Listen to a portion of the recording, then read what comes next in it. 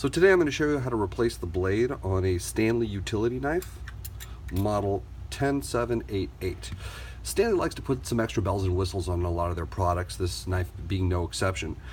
So what you need to know is there are replacement blades that come already in the handle.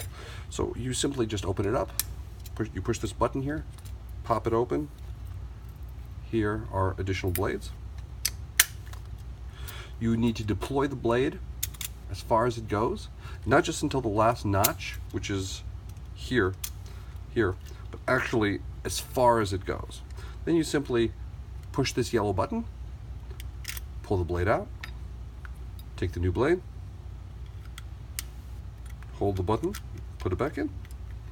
It's locked into place and works perfectly. Then just push that button again,